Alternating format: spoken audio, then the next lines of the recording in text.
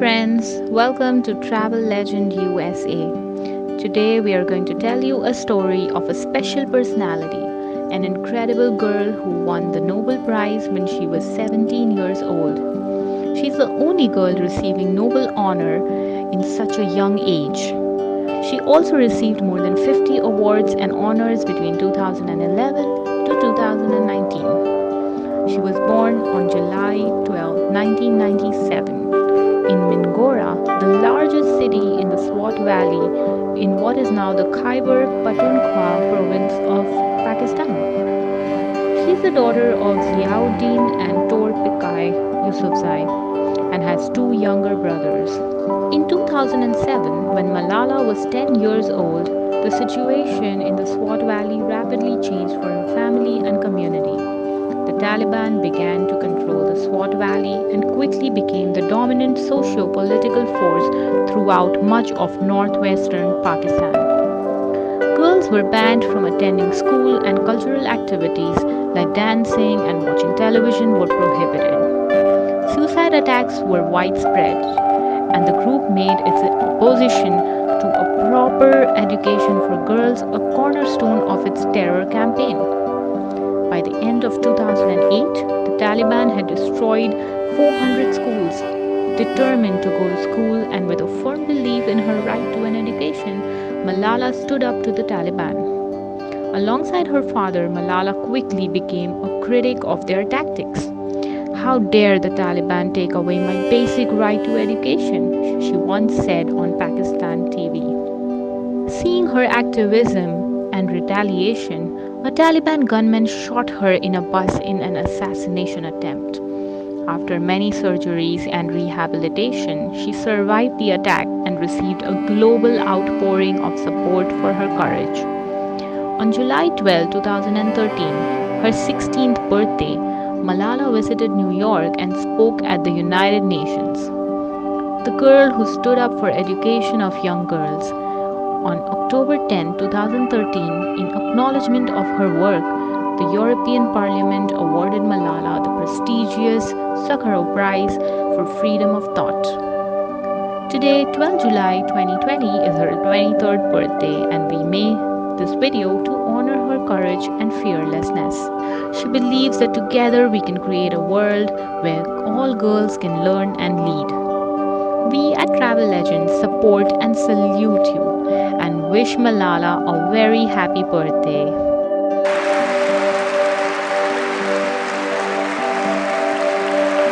Thank you, sir. Bismillahir Rahmanir Rahim. In the name of God, the most merciful, the most beneficent. Your Majesties, Your Royal Highnesses, distinguished members of the Norwegian Nobel Committee, dear sisters and brothers, today is a day of great happiness for me. I'm humbled that the Nobel Committee has selected me for this precious award. Thank you to everyone for your continued support and love. I would like to thank my parents for their unconditional love. Thank you to my father for not clipping my wings and for letting me fly.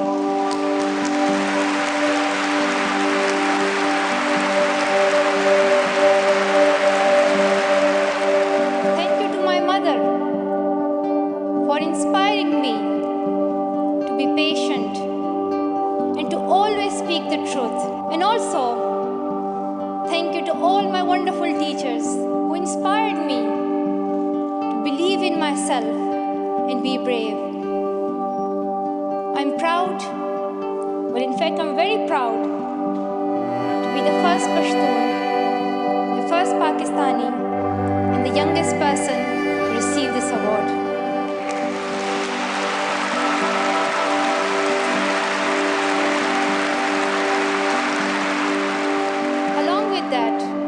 Along with that, I'm pretty certain that I'm also the first recipient of the Nobel Peace Prize who still fights with her younger brothers. also honored to receive this award together with Kailash Satyarthi, who has been a champion for children's rights for a long time, twice as long, in fact, than I have been alive. I'm proud that we can work together. We can work together and show the world that an Indian and a Pakistani, they can work together and achieve their goals of children's rights.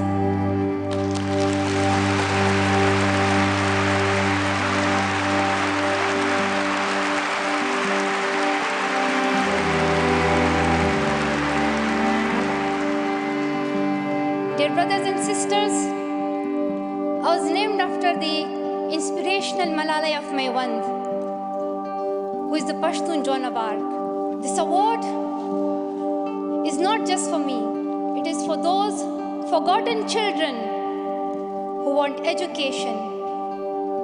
It is for those frightened children who want peace. It is for those voiceless children who want change. I'm here to stand up for their rights, to raise their voice. It is not time to pity them. It is not time to pity them. It is time to take action. So it becomes the last time. So it becomes the last time that we see a child deprived of education.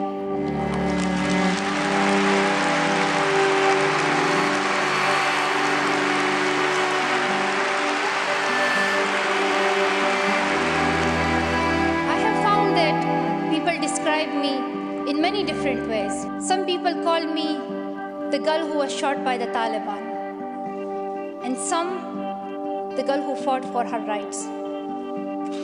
Some people call me a Nobel laureate now. However, my brothers still call me that annoying bossy sister. As far as I know, I'm just a committed and even stubborn person who wants to see every child getting quality education, who wants to see women having equal rights, and who wants peace in every corner of the world.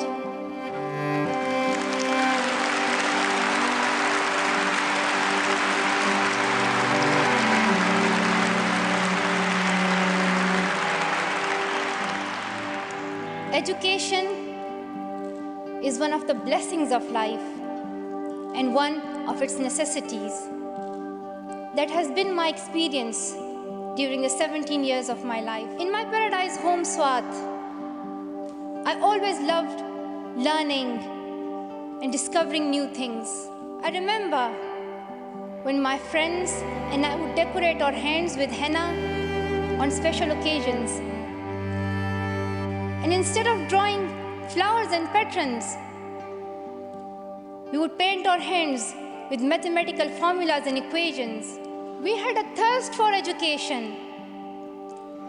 We had a thirst for education because our future was right there in that classroom. We would sit and learn and read together. We loved to wear neat and tidy school uniforms. And we would sit there with big dreams in our eyes. We wanted to make our parents proud and prove that we could also excel in our studies and achieve those goals which some people think only boys can. But things did not remain the same. When I was in Swat, which was a place of tourism and beauty, suddenly changed into a place of terrorism. I was just 10 that more than 400 schools were destroyed. Women were flogged. People were killed. And our beautiful dreams turned into nightmares. Education went from being a right to being a crime. Girls were stopped from going to school. When my world suddenly changed, my priorities changed too. I had two options. One was to remain silent and wait to be killed. And the second was to speak up and then be killed. I chose the second one. I decided to speak up.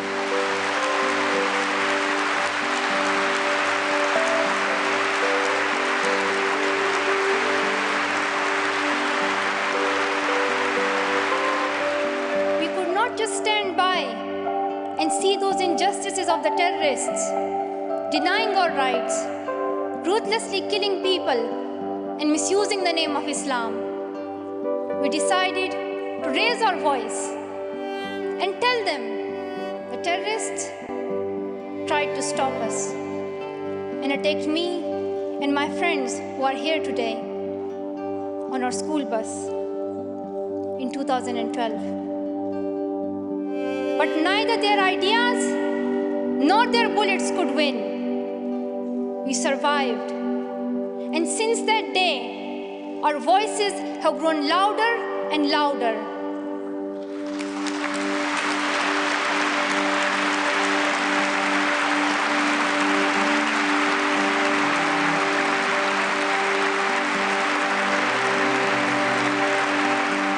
I tell my story not because it is unique, but because it is not. It is the story of many girls. Today, I tell their stories too. I have brought with me some of my sisters from Pakistan, from Nigeria, and from Syria who share this story. My brave sisters, Shazia and Kainat, who were also shot that day on our school bus. But they have not stopped learning. And my brave sister, Kainat Somro, who went through severe abuse and extreme violence. Even her brother was killed, but she did not succumb. Also my sisters here, whom I have met during my Malala Fund campaign. My 16-year-old courageous sister, Mozoon, from Syria, who now lives in Jordan as a refugee. And she goes from tent to tent, encouraging girls and boys to learn. And my sister, Amina, from the north of Nigeria, where Boko Haram threatens and stops girls and even kidnaps girls just for wanting to go to school. I am not a lone voice. I'm not a lone voice. I am many. I am Malala, but I'm also Shazia. I'm Kainat Somro. I am Mozoon. I am Amina. I am those 66 million girls who are deprived of education. And today, I'm not raising my voice. It is the voice of those 66 million girls.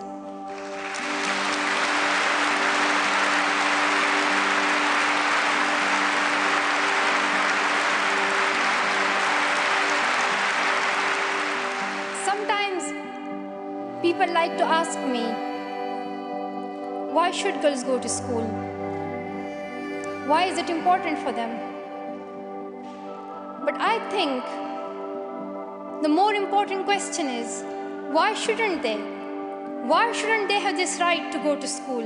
Dear brothers and sisters, today, in half of the world, we see rapid progress and development. However, there are many countries where millions still suffer from the very old problems of war, poverty, and injustice. We still see conflicts in which innocent people lose their lives and children become orphans. We see many people becoming refugees in Syria, Gaza, and Iraq. In Afghanistan, we see families being killed in suicide attacks and bomb blasts. Many children in Africa do not have access to education because of poverty. And as I said, we still see girls who have no freedom to go to school in the north of Nigeria. Many children in countries like Pakistan and India, as Kailash Satyarthi mentioned, many children, especially in India and Pakistan, are deprived of their right to education because of social taboos, or they have been forced into child marriage or into child labor. One of my very good school friends, the same age as me, who has always been bold and confident girl, dreamed of becoming a doctor. But her dream remained a dream. At the age of 12, she was forced to get married. And then soon, she had a son. She had a child. When she herself was a child, only 14. I know that she could have been a very good doctor, but she couldn't because she was a girl. Her story is why I dedicate the Nobel Peace Prize money to the Malala Fund to help give girls quality education everywhere, anywhere in the world, and to raise their voices. The first place this funding will go to is where my heart is, to build schools in Pakistan, especially in my home of Swat and Shangla. In my own village, there is still no secondary school for girls, and it is my wish, my commitment, and now my challenge to build one so that my friends and my sisters can go there to school and get quality education, and they get this opportunity to fulfill their dreams. This is where I will begin, but it is not where I will stop. I will continue this fight until I see every child in school. Dear brothers and sisters, great people who brought change, like Martin Luther King and Nelson Mandela, Mother Teresa and Aung San Suu Kyi, once stood here on this stage.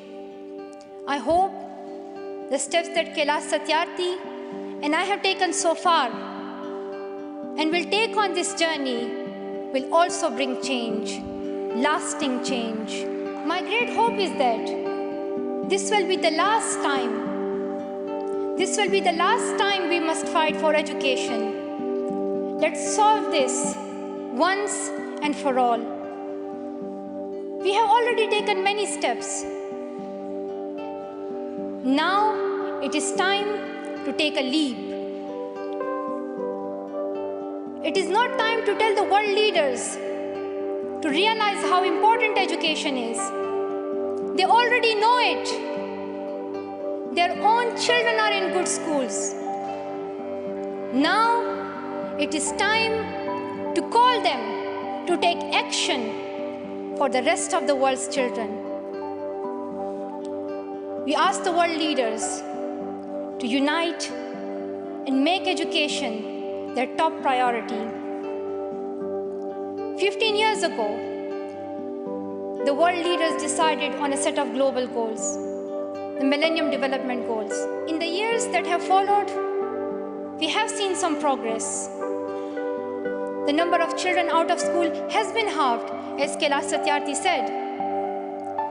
However, the world focused only on primary education, and progress did not reach everyone.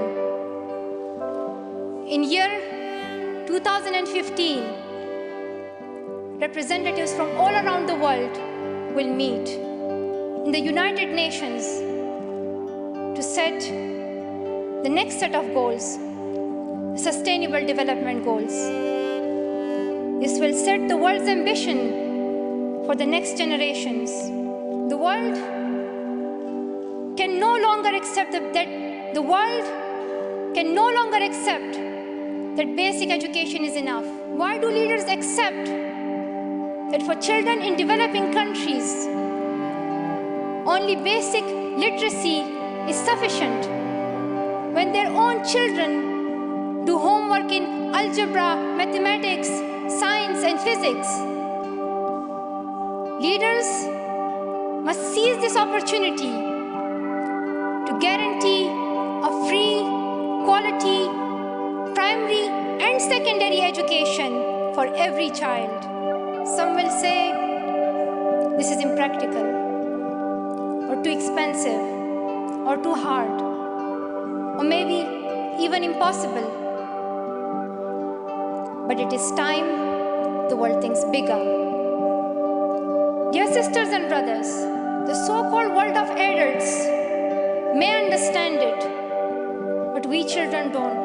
Why is it that countries which we call strong are so powerful in creating wars, but are so weak in bringing peace? Why is it that giving guns is so easy, but giving books is so hard? Why is it that making tanks is so easy, but building schools is so hard? We are living in the modern age, and we believe that nothing is impossible. We have reached the moon 45 years ago, and maybe we'll soon land on Mars. Then, in this 21st century, we must be able to give every child quality education. Dear sisters and brothers, dear fellow children, we must work, not wait. Not just the politicians and the world leaders. We all need to contribute. Me, you, we. It is our duty. Let us become the first generation to decide to be the last. Let us become the first generation that decides to be the last, that sees empty classrooms, lost childhoods, and wasted potentials. Let this be the last time that a girl or a boy spends their childhood in a factory. Let this be the last time that a girl is forced into early child marriage. Let this be the last time that a child loses life in war. Let this be the last time that we see a child out of school. Let this end with us. Let's begin this ending together, today, right here, right now. Let's begin this ending now. Thank you so much. Thank you.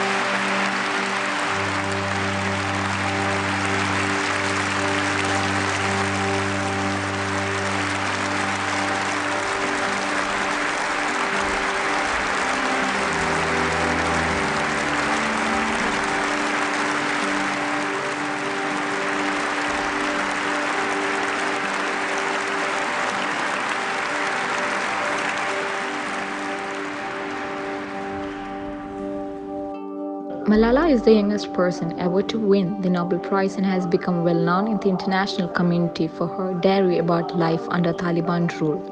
Since then, she has become a voice for education and equality for all around the world. I wish to Malala a happy birthday.